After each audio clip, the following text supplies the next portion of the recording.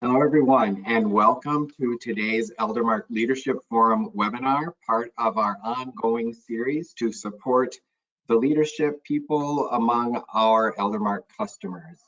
I am your host, Mark Anderson, Chief Client Officer here at Eldermark. Really appreciate you joining us for today's webinar. A great topic, and we've had a great response to our topic as well. Before we get going into our topic today, just a few housekeeping notes and information about our forum series for those of you who may be new to this series.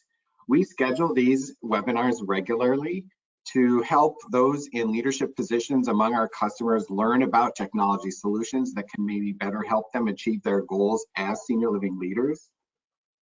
We hold these webinars to share information and resources relevant to our work. And importantly, we schedule these webinars to support each other in our work as well. Couple reminders for you, please. If you have any key staff changes, and we know that turnover is fairly common now, please report those to support@eldermark.com so that we can keep our records up to date and best know who we need to be connecting with among key staff with our customers. And then be sure to read the release notes when those are sent out to you. Always helpful information about the latest little changes and bigger changes within the software to help you use the systems optimally. If you would like to get release notes and you are not getting them, please let us know at support@eldermark.com. We'll make sure that your email becomes part of that listserv. And just a couple reminders about some of our more recent technology updates. We have integrated with Peerlytics, which is an infection control and antibiotic stewardship management software solution. A really great integration that can help our customers particularly comply with many of the newer applied regulatory requirements around infection control management practices in senior living. Another reminder about our integration with eMenu Choice, point of sale and dining services management software solution. eMenu Choice, a great technology partner, and our integration within that system is very strong. We also have a somewhat new offering around social engagement called Engage. This is an integration with a social engagement software platform, especially helpful in managing regulatory requirements in the states of Minnesota and California around dementia services programming. Elder Forms is fairly new. This is an electronic document management system that can help you manage all of your digitized move-in paperwork electronically without any paper-based systems. Let us know if you want more information on that. And then finally, Eldersmarts, our data management platform and data analytics system, truly catching on in popularity.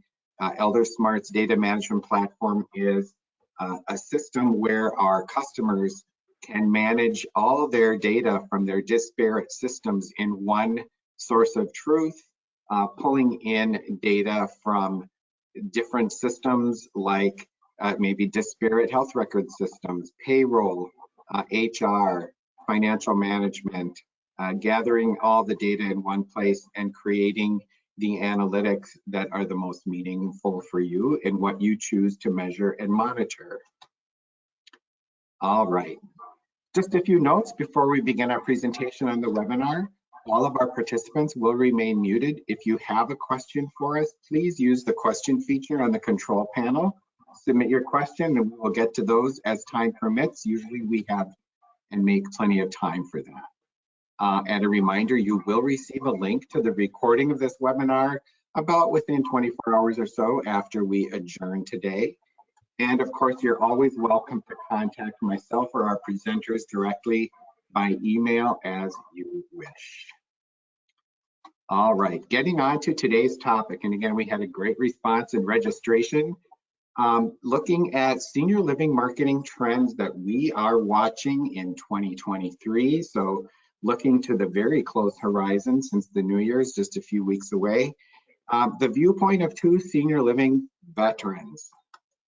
And so I have my colleague with us today. Our guest panelist is Crystal Craig, our VP of Sales, CRM, and Digital Marketing here, a wonderful colleague. And I think between Crystal and I, we probably got close to 50 years of direct experience in the senior living business line. So you really are hearing from a couple of us who have been around for a while, love our work dearly, and can't wait to get into our topic today. So I am going to say hello to Crystal, stop sharing my screen, and something we haven't done too often, and that is have talking heads through the camera. So Crystal, thanks so much for being a part of today's webinar. Hi, Mark. Thank you so much for having me. I always enjoy being a special guest speaker on your leadership webinar. They're always really well attended and the topics are exciting. So I'm excited to be here today and have this conversation with you today about trends. Yes. 2023. So Crystal and I are kind of at somewhat opposite trends of the weather spectrum. Crystal is in California, kind of the northern part of California, and I'm here in the metro part of the Twin Cities in Minnesota. And we actually had a little snowstorm here this morning, Crystal. Yes, and we definitely have different definitions of cold for sure. It's cold for me at 50 degrees today, but not for you. So. Well, we don't feel bad for you. Yeah. All right, so maybe starting with the current state of affairs in senior living, marketing trends, and kind of looking at where things are going around that challenge of occupancy, which is kind of among the top three challenges that we hear from our customers, being occupancy, workforce issues, and then financial stability. They're kind of interrelated for sure. And then with occupancy, I mean, we've been we get reports daily in some of the newsletters, like from Senior Housing News and McKnight's, and we get updated reports from trusted sources like the National Investment Center and other sources, including maybe some of our local trade associations for those of our customers who have memberships in those. We are hearing enthusiasm about occupancy increasing. What's been your experience out there? I don't know. I feel like there's been, it seems like kind of like almost fake enthusiasm over the past several months, but what are you hearing out there in the field? Yeah, and I think it's important to note too that not only are we keeping a pulse on all of those great data resources as well, but we also at Eldermark have a great pool. I'm looking at occupancy every single day for hours on end in different organizations, different sizes, and taking a look at that. And something that, we were hearing this excitement, we were doing a whole bunch of occupancy recovery, but when we think of that, I think that did happen. But as we've spoken before, Mark, I mean, what are we comparing that to? I think for a lot of us are still comparing that to 2020 and then 2021, which a lot of buildings were on stop placement due to COVID. Tours stopped, things stopped. So of course we're seeing some sort of, increase in occupancy, right? We should be now that our doors are open. But I wouldn't necessarily say that that's a great benchmark to start from. We're still seeing lower occupancy rates than we had before. Yes, they're on a trajectory, but again, what are we really comparing that data to? So it's important to look at a little bit longer time frame than just, hey, where were we at COVID and where we are now. And so that's one of the things that we're at Eldermark helping our customers try to identify as well, is where do we need to be, what are our occupancy goals post-COVID, and what does that really mean? Because I have to say, I am seeing a good trajectory, but I'm not seeing like pre-COVID occupancy numbers or the growth rate that I would want to see as a business owner. Yeah, I mean, it really feels like it's almost just not right to use like, well, compared to last year, compared to the year before, because I think overall data management data within the last couple of years, it's like, it's just not normal. Right. Whatever normal is, it's almost like we're in a new reality and we kind of have to start over versus compared to 2018, where the world was truly very different. Yeah. in especially in what our customers need from us and need as they work out their marketing plans, their marketing strategies. You know, I think they're truly, even now, they're seeking more and more stuff that's automated. Yeah. As far as current stuff goes. Is that pretty fair? That's going to be a really big trend coming up in 2023. And I'm sure most people on the call have heard the word automation by now.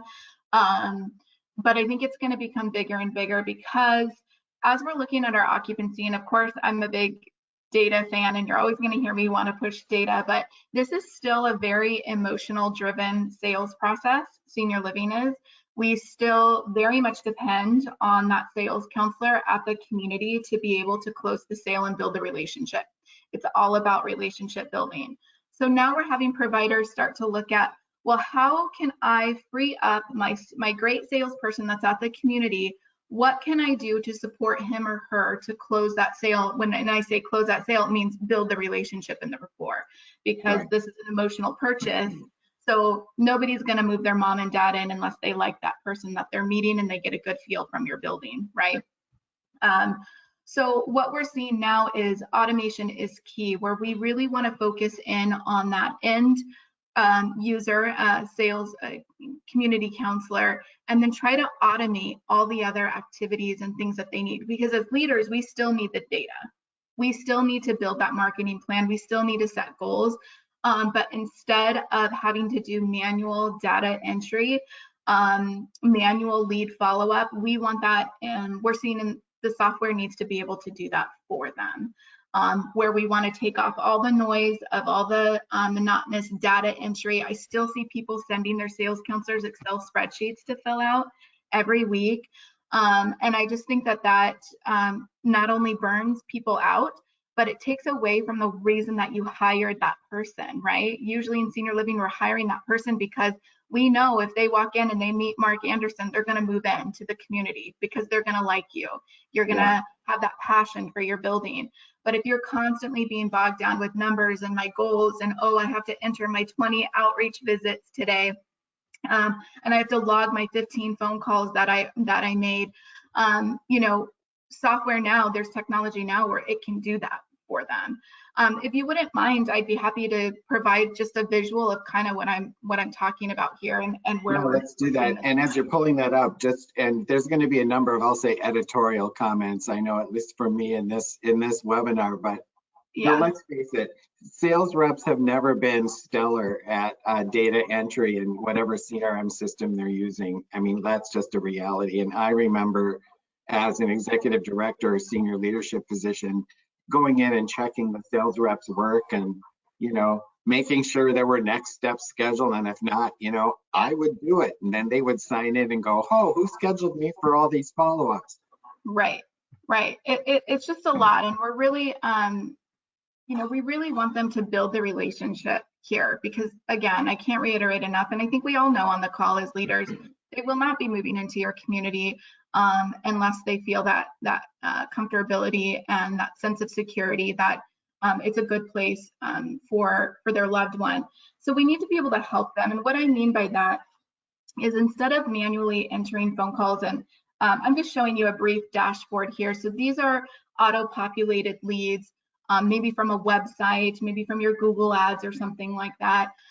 So what we're seeing is that these would auto-populate to your CRM, and then it should auto-schedule follow-ups for them based on your sales process, based on what we know now for senior living sales process. We all have so much information now at our fingertips. We don't have to guess what the next step should be. That should be auto-scheduled for them. And then to that point, if you know it's time to call Carter Adams, I can call directly from my CRM and it's going to auto log that call for me. I don't have to manually enter or type or manually enter follow-up steps based on my sales process. That's already going to happen for me. And we're seeing that trend happen because, exactly to the point I'm saying, is we need them focused on closing. We need them to build this relationship with Carl Bremer and not be spending a whole bunch of time doing manual data entry. And I think as leaders, we all know too, if you've been doing this for a long time, you know, and they feel like big brother's watching them, how accurate really is your data? Is it just junk in and junk out because they're just trying to get the numbers in there? Or is it truly what's happening in the sales process? So automation not only relieves the end user to be able to focus on that relationship instead of data entry, but it also, as leaders, gives you the real data that you need. How many phone calls did that take to close the lead? And we know because it automatically happened from the system. How many emails, how many texts, etc. We also need to be very clear to them, especially with turnover in staff. And I would say if you have a seasoned, caring, passionate person at your community that loves doing senior living sales, hold on to them as best you can, and then have your software support them because they are a diamond in the rough. We are seeing that there is such high turnover for this position. It's easily burned out. And so another thing we're noticing too coming up is that the software needs to tell them exactly what the next steps are, what the objectives are, and how we get to that point of closing the sale. We really need to take the guessing game out of what do I do next and when do I do it. So the software should be able to do that. And you can see here, there's some objectives. It's just a example mock-up of what I'm talking about. And then the collateral flows as well as where they need to be in that sales stage. So now if I'm a sales counselor sitting at my desk and I'm in the tour, this person's ready to tour and is coming in to tour, I know exactly what to do. I only have to press a couple buttons and it's logging everything for me. Click to text to talk, excuse me, on mobile too. I mean, that's the way to go, where we can just use that microphone and it's recording our notes as well. So again, when you mention automation, I can talk probably a whole hour about automation. It's a very exciting, but this is where we're seeing the trends going for 2023 for sure. Yeah, and so certainly all this automation is important, and you know, I use this word loosely, but we're post-pandemic, if you will. So things are getting back to more in-person stuff and a comfort level within. So even with all these automated things and how technology can help, is it still all about the discovery? Is it still all about that, you know, face-to-face? And do you continue to see that in the new year as being an essential part of this process? It is. It's still essential. Like I said, in my position, luckily I have access to multiple large and small, all different sizes in senior living. I will tell you the most successful people or successful businesses have the sales counselors that know how to build that rapport. I mean, yes, they do have digital marketing plans that are helping feed those great leads into their business, but we still need to focus in on and be a safe spot for that person that's looking for their loved one, or maybe you're looking for yourself. That's a very vulnerable time. And so they do still absolutely need to be able to come in, sit down, have a cup of coffee, maybe offer a cookie and tell their story.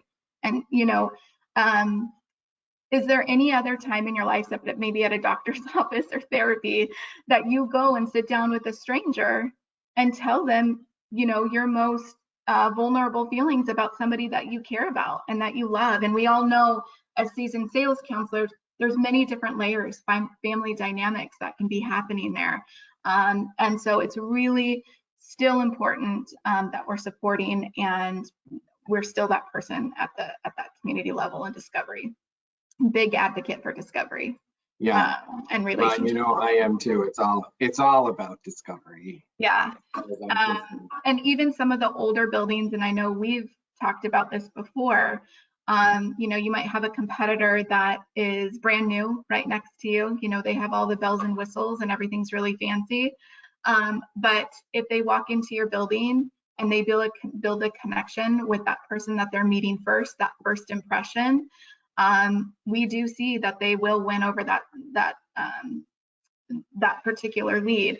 Sometimes aesthetics, though, I mean, I will say I have met those people where you're never going to be able to convince them, but it really makes a big difference having that person that's passionate as a first impression. So in addition to that face-to-face, you know, what do you see you know, it kind of where things are headed with marketing strategies and, you know, everything's that online presence really.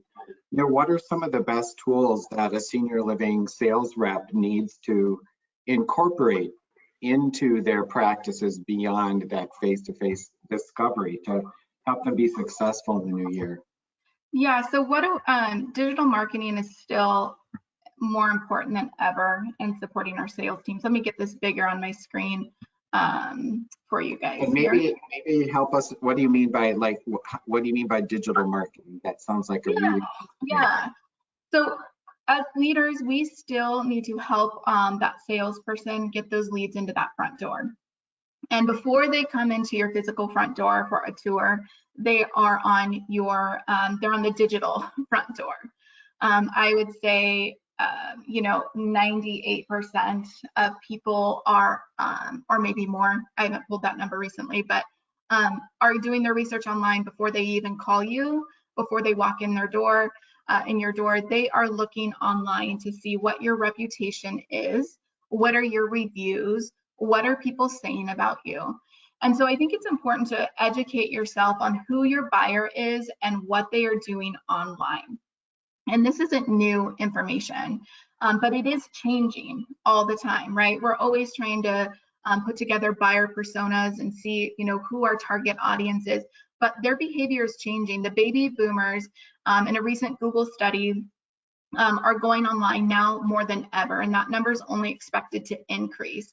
At least 82% of the baby boomers have at least one social media account. They do prefer Facebook.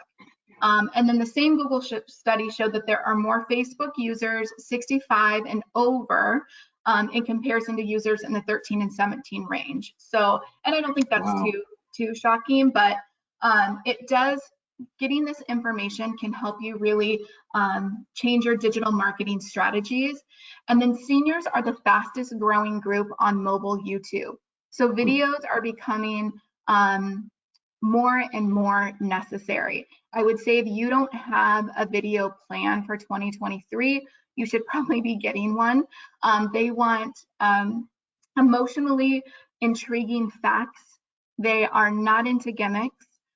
So they want something that's factual, emotional, intriguing, and that's not too fast, but you know, we don't want to watch a 15-minute video.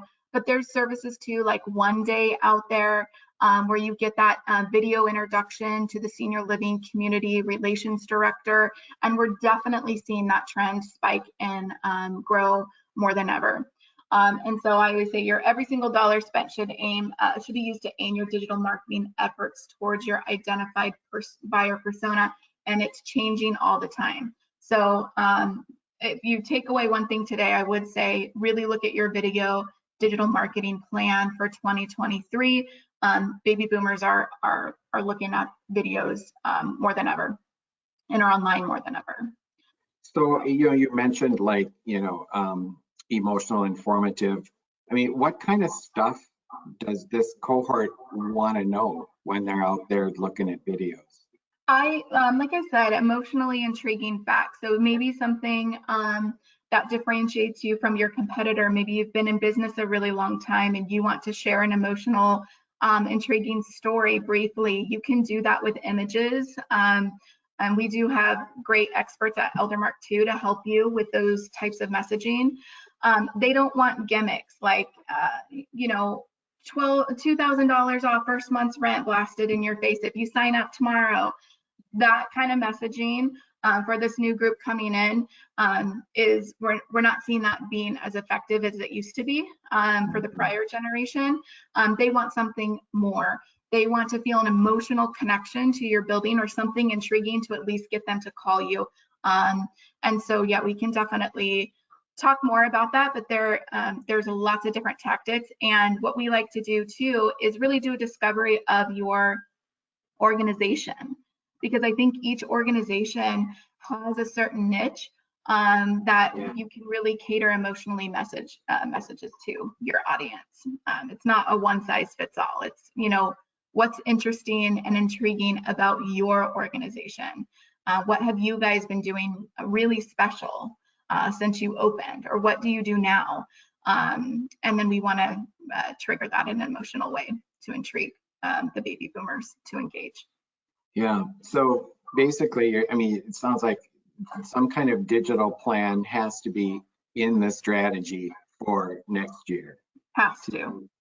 To fulfill those occupancy goals. So how does a sales rep know then which thing is working? How do you monitor that stuff? Yeah, so I think that's a great point. And again, I'm going to talk automation because I think historically, or maybe I'm just talking from my own experience in doing this, but I didn't get a lot of data in my previous life when I started out as a sales counselor. It just wasn't there. I don't think anyone was withholding it from me. I just didn't have it at my fingertips. So I just kind of went blindly, like, okay, I'll try to make these many phone calls. I will, and they would give me a budget, and then I would just have free reign to kind of spend what I thought would work. That's well, it used now. to be, right, it used to be, Crystal, where you had at the most, you had the data that would say, you need this many leads to get this many tours, to get this many deposits, to get this many move-ins towards your goal. And if you had those numbers, you were all set. Well, now, in recent past and looking forward, we've got these other factors. We've got all these digital things, right? So Right. how do I know how many? Manually. I would calculate that manually. They would Well, give right. me a formula, So how does a sales rep myself. now, gauge that? How many YouTube videos do I need to get a tour or whatever? So such a great question, and I love that you asked it. Let me pull up another slide I want to show you. And again, here we go, automation 2023. We should not be asking our sales counselors to come up with this data.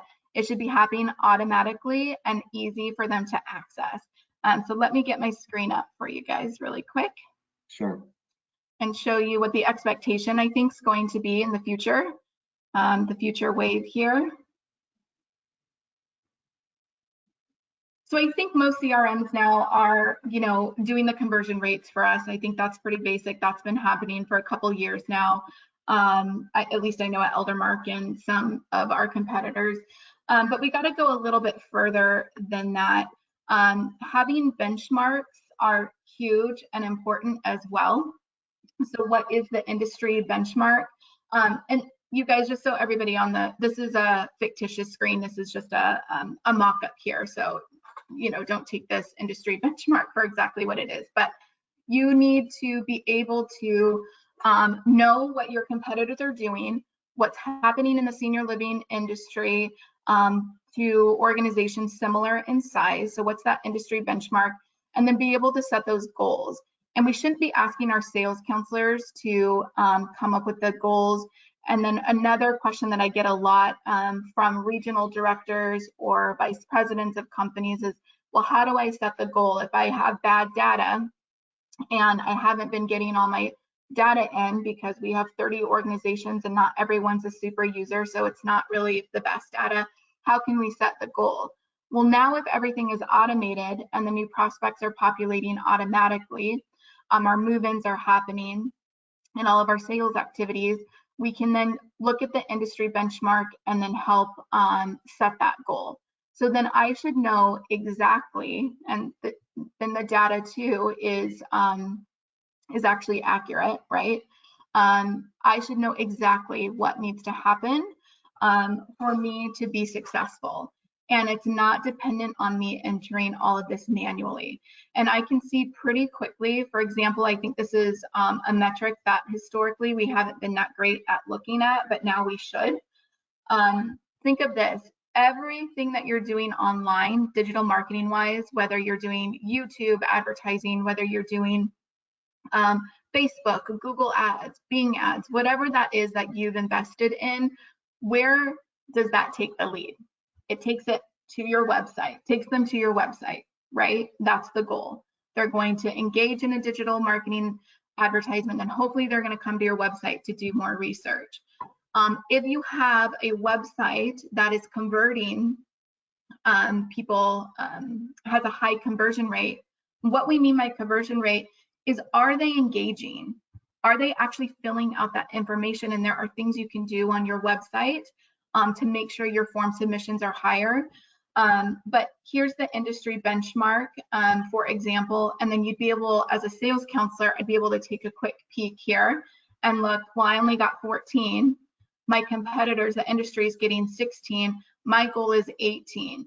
I should probably mention something to my web developers and find out why we aren't getting these form submissions, why people aren't converting to my website, and why they aren't filling out that form. And there's things that we can do. So looking at these metrics is really, really important.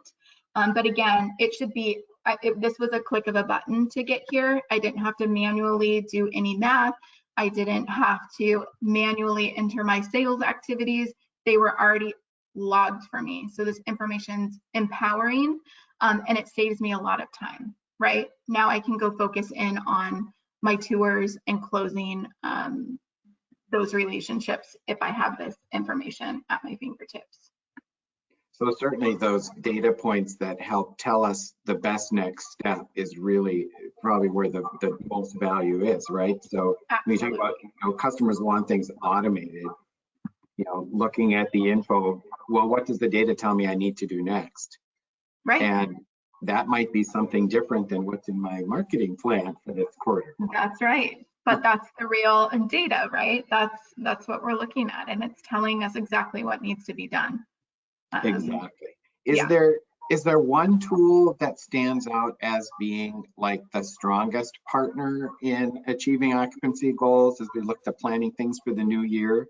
Or is it really just the right recipe of all kinds of different things? Or, you know, what do you see our customers having the most success with out there? So the customers that are having the most success and have the fastest growing occupancy rates, when I take a look, it's a recipe for many different things.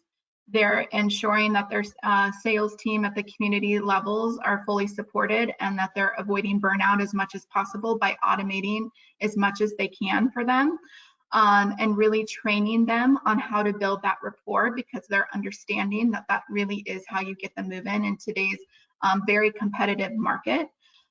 They are putting together a digital marketing strategy, and these clients know the market. So they've educated themselves. They know who their buyer is. They know the people, the residents that have the potential to stay the longest as well. So they're looking at length of stay, and they're targeting them with the specified digital marketing efforts as well. And then again, they're building in that automation to support their sales team. And then they're also tracking return on investment monthly, not quarterly, not yearly. They're looking at their digital marketing spend every single month. They're sitting down, they're having a meeting, and they're saying, we spent as a company maybe $50,000, and this is for maybe, you know, a larger organization, but I do have small that sometimes spend that much. But I spent $50,000. What was that return on investment? And if the return on investment isn't where they had planned or where they want it to be, they're talking to the digital marketing team about how can we optimize, what needs to change, what's the problem here. They're not setting it and leaving it for 6 months and crossing their fingers and hoping that it results in occupancy. They're continually looking at those numbers to ensure that their digital marketing efforts are resulting in new qualified leads and new move-ins. So it's a recipe for everything, yeah. Yeah, and so have you seen any changes in kind of the overall landscape? I mean, I see in the newsletters, there seems to be more and more emphasis on trying to attract the younger cohort into senior living. And I'm just going to editorial say, look, I'm in the baby boomer group. That's so far out in my horizon, I can't, you know, that's just not part of any conversation here at this house. But you see that emphasis out there.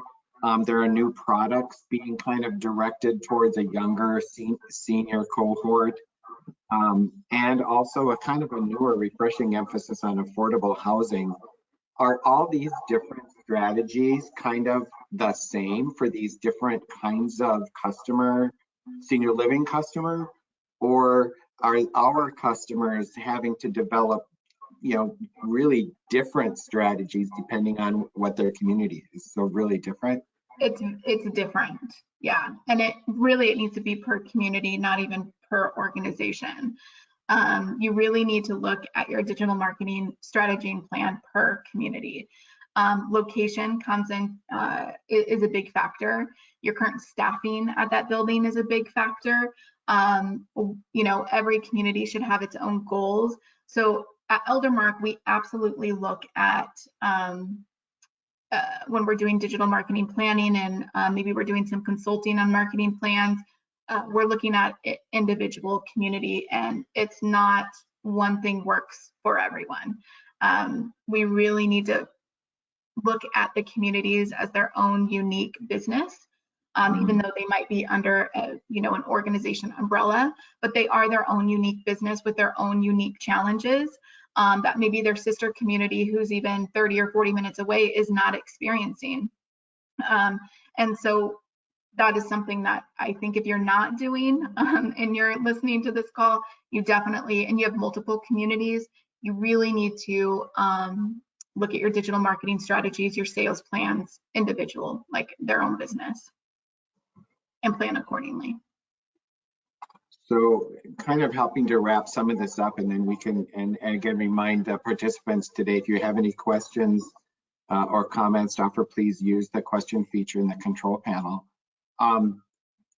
If you do a lot, you provide a lot of advisement for our customers, that I know, and I know how welcomed it is. If you were a senior living operator now, so we're going to take you back to before Eldermark days. Let's both go back there. What would your Q1, Q2 2023 marketing strategy plan look like?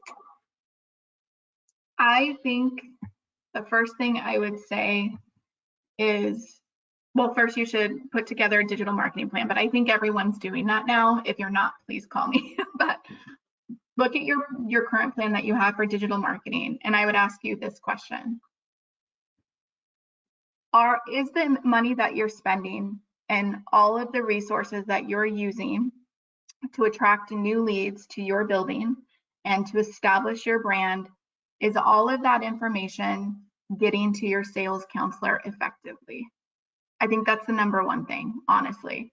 That is a huge gap that I see, is that we're doing all of these, we're getting the leads, but the information about what the leads are doing online does not make it to our sales counselors. They're having to wait for the phone calls or for the tours. But now with automation and the technology and what everyone's doing online, they should have a very good idea before Mrs. Smith even calls or comes in and tours exactly what she's done online. And there is the technology out there to tell the sales counselor, Mrs. Smith went to your website X amount of times. Mrs. Smith downloaded a brochure, not only once, but she came back and did that twice. Mrs. Smith went over here and Googled this keyword, or whatever that may be, whatever her online buyer journey is. We need to get that information to the sales counselors. And if we think of our own buyer behavior online, and I know this example I'm going to give is not senior living, but these big retail companies are doing this really, really well because they're tracking me. I mean, it's happening. We know what people are doing online. I pretty much delete any emails, like any junk emails I get, like, those automated emails that we get. But the ones that are doing it right know my behavior online, and they're using targeted keywords to get me to engage in the email campaign. And what I mean by that is, with my current age group, I have 3 children. I always will buy Avengers, anything Avengers, or anything Star Wars. They know that about me. They've tracked that. They know exactly how much money I'm going to spend, what my budget is. They know they can't send me super expensive things, but if they send me an email with 50% off Avengers, they're going to make a big sale. And so they've used that information to cater to me to ensure that they get my business. And it's kind of the same thought process in senior living. We got to get that information to our sales counselors. It's still an emotional buy. They're never going to move into your community off emails like, I'm going to buy an adventure shirt off online. That's not happening. And I don't think that that ever probably will be in senior living. But it's still great, powerful information for that salesperson to have, because I'm telling you, if they're not doing it, your competitor is. And they're going to be able to see what Mrs. Smith enjoys, what she likes, what videos she's watching, what her online behavior is. Wow. And that can make all the difference in building that rapport, right? Building that trust to come into your building, knowing as much as we can about our potential. Yeah, well, and then designing that first visit experience around that. Yeah. Yes. To create that stronger connection. Exactly. So I loved when I would get extra information. You know, if I knew that they hated pets or something like that, you know, part of the discovery, or they loved pets, whatever that may be, I would absolutely cater my tours based on the information that I had about that person prior to coming in. I knew what apartments I was going to show them. I knew I was going to avoid the hall with the yappy dogs if that was something they didn't like. I would make sure their favorite food was available if they were coming in for lunch. Whatever that may be, we can get a lot of information about our buyers online. And I would say we have to get it to the sales counselor, because I think we miss a lot of really good opportunities because maybe they haven't called yet or walked in your building, but they're doing their research online, you know? And so we might have pushed Mrs. Smith to the bottom of the pipeline thinking she's not really engaged. Maybe she just came to the website to visit, but in actuality, she really is researching and she's waiting for that person to build that rapport with her and that connection. How many times in senior living do we hear, oh, I'm just not ready yet, or I'm just looking? Like, you're stopping in to tour, you're calling me, but I'm just looking for the future. Yeah, something not has really interested, but yeah, we all know something has prompted them to start this journey. It's an emotional journey, and so it's our job as sales counselors to figure out what that is. So you, in your plan, you would work to get that information in the hands of the sales rep. What else would you include in your strategy for the in my CRM? Like, that would be my goal, was I would want that information in my CRM, again, automated, not just in an email where then that person has to go through and read through it and then type it into their CRM. It should automatically flow into their CRM. The other thing I would really look at is what type of reports are you getting? What is your true ROI? And I am going to pull up a screen here. Give me just a second. And this one's kind of off the cuff, but I just thought of it. So I didn't have this one. Yeah, no, that's great. Well, and we all know that among many of our customers, you know, we said one of the top 3 challenges continues to be financial stability. Everybody's watching cash flow, you know, where everybody's counting their pennies, and rightly so. They're trying to be the best stewards as possible of the resources available to them. So it makes sense to be sure that you're only engaging in those marketing and sales efforts that actually deliver. That's exactly right. So I found this. I'm going to go ahead and share it. So this is an example from our Eldersmart platform here. This isn't current live. I have, when I'm sharing, of course, I have to share fictitious data, but this should give you guys an example of really what you should be measuring for your digital marketing efforts. And this is, I would say, very basic. You should be getting this data from your digital marketing team for sure. The difference in senior living is that this is not retail, so we, measure our success by when we say conversions. Conversions to me in a leadership role is how many move-ins, how many phone calls, how many tours is this resulting in? Not 10,000 people to my website, I guess, is great. But if they're not actually making it through to the community with a phone call or a tour or a move-in, I'm not really interested. I don't care that I've had 10,000 leads to my website. I need those people to call my building, engage with my sales counselor. And so this is an example of, here you would put in your digital marketing spend. Here are the different platforms that we're advertising in, and this is what's happening. We can adjust the date range, but how many new leads? What's the average cost per leads? How many phone calls? How many tours? How many move-ins? And then I think unqualified and lost is really important to look at too. If we're getting leads that aren't qualified, maybe you're private pay only and a whole bunch are coming in. I got 16 leads, but 6 of those are unqualified, maybe because they were Medicaid or Medi-Cal. We need to look at that digital marketing strategy and change that to make sure we're focusing in on the people that can actually convert. And then looking at that community submission form to make sure those 10,000 people that are coming to my website are actually filling out forms or engaging in phone calls or in engaging with my community in some way. So I would say make sure, secondly, when you're doing your marketing plan, that before you decide to spend whatever you're going to spend here, you're going to have a way to report on it, that your digital marketing firm or team is going to be able to tell you these type of metrics. And you're looking at it monthly, I would say as well. Okay. So now you can put on your Madam Crystal Craig hat and look into your crystal ball and tell us, what do you see in the new year for our senior living customers with regard to, occupancy and successful efforts out there? Anything that you can predict from what you see among the work with our customers currently?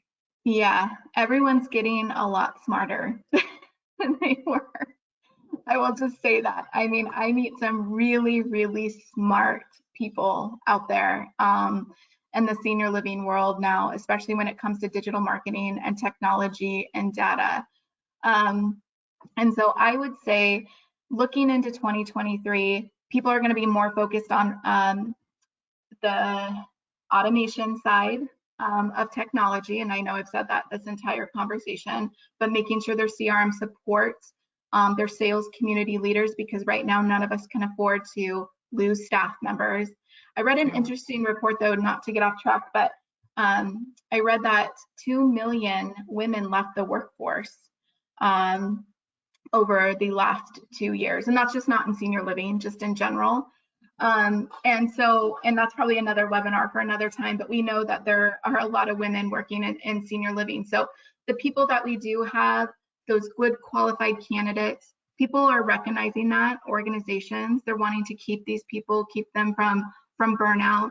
And so what my crystal ball, what I'm seeing is that not only do they want to support the end user by making sure they understand sales process and rapport building, they're going to help them from the top down with technology, with automation, with digital marketing to feed them these good leads and to take some of that noise off their plate with a ton of data entry, a ton of manual entry, a lot of guessing game on next steps or who my buyer persona is. It's going to be presented in a way that almost you can't fail, or they're going to try really hard to get that technology to them, is what I'm seeing and what I predict. Yeah. And I think we have a question mark that just popped up. Oh, one did just pop up.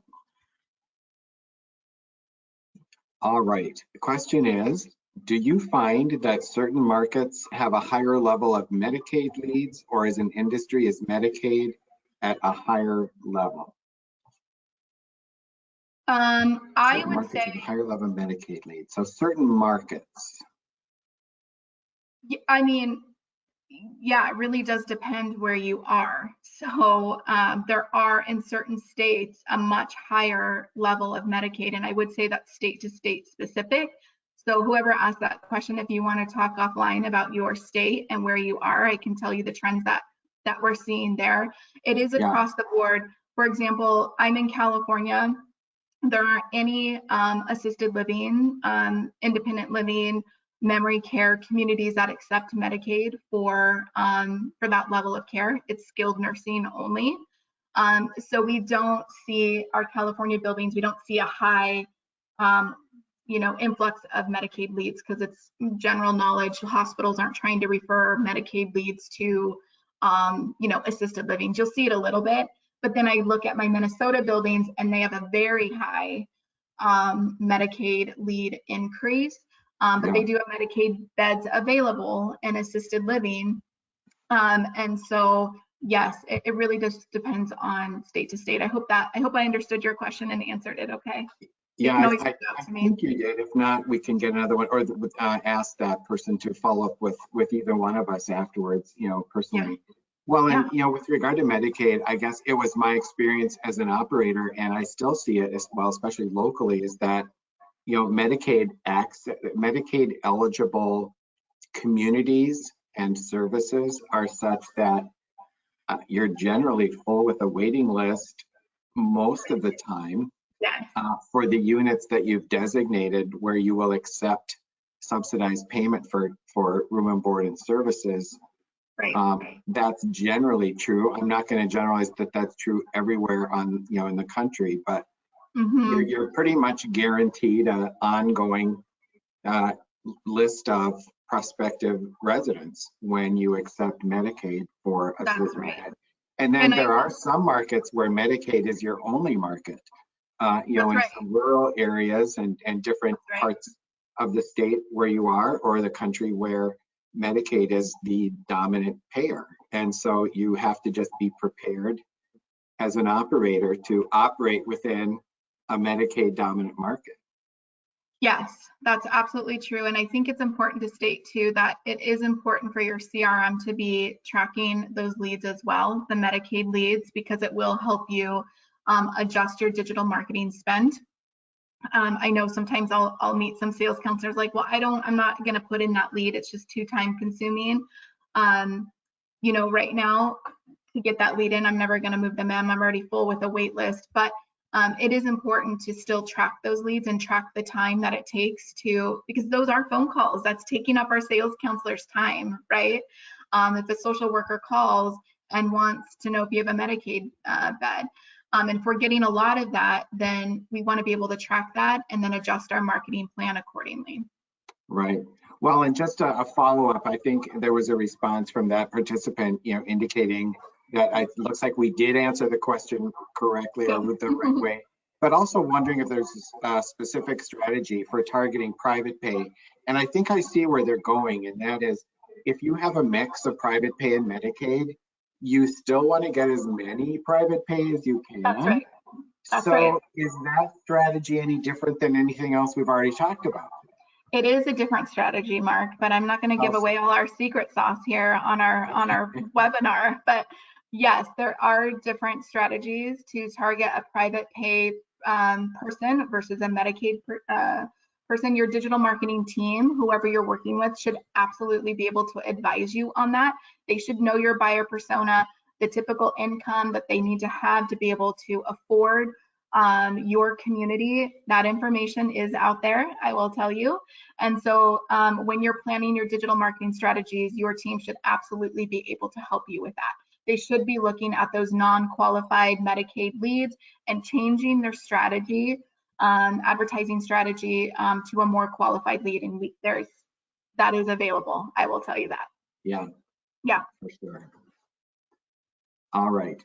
Well, we are going to wrap this up so we stay within a certain time limit. Oh, well, we'll go one more question. All right. Oh, no, it's just thank you. Great. You're welcome. Yeah. All right. Thanks a million, Crystal, as usual. It is always such a pleasure to have you be a part of this webinar series. Before we let you go, will you please give a plug? You're doing a webinar next Wednesday. Yeah. If you want to let everybody know about that in case they would also be interested in joining you again next week. Yeah, so I will share, I'm just a visual person, so I will share my screen here. Great. So you guys can see this. But yeah, I'll be presenting next week on how to optimize a digital marketing budget for qualified lead generation. This was a presentation that I gave at the SMASH conference in October. So if you missed it, you're going to be able to see it again next week. It has some really great information I'll be co-presenting with a client of Eldermark. Her name is Stephanie Fenton. She's an owner-operator of Mount Angel Towers Retirement Community. We'll be presenting together. I'll be presenting on some Eldermark tactics and digital marketing strategies, how to optimize your budget. Stephanie will conclude and let you know how those strategies helped her as an owner-operator at Mount Angel Towers. So it's really nice to have, you know, an actual client testimonial, if you will, during the presentation. We have a great agenda planned for you guys, and that's the next Wednesday. I think that's December 14th at 1 p.m. Central Time. If you want to get on that list and you haven't received that, please reach out to me directly, email me, and I will be happy to get you included in that list. But it's going to be a great topic, and I'm excited to do it again. Thanks, Crystal. And you can reach Crystal Craig again at ccraig, C-C-R-A-I-G, at eldermark.com. Perfect. All right, I'm going to take over the screen again. Great. Again, thank you so much, Crystal. Really appreciate your help and your content, and always fun to have you. Yeah, thanks for having me. I loved it. Thanks so much. Our next forum in our series is scheduled not for the first Wednesday of January, but the second Wednesday. Usually we have these on the first Wednesday, but it's going to be the second Wednesday in January, the 11th at 12 Central Standard Time. Please sign up on the webinar calendar on the Eldermark website, or watch for the email blast as it comes out. We are tentatively scheduled to talk about digitizing move-in paperwork and kind of the benefits and of digitizing all your paper forms for digital electronic signatures, and some of the solutions that we're looking at in providing to our customers along those lines. So looking forward to the January 11th Leadership Forum webinar. Thank you all again for joining us today. Really appreciate. Again, a final thank you to Crystal Craig, my colleague, for her wonderful commentary and helpful information today as well. Happy New Year to all of you. Again, thank you all for your good work, and we will see you next year. Thank you.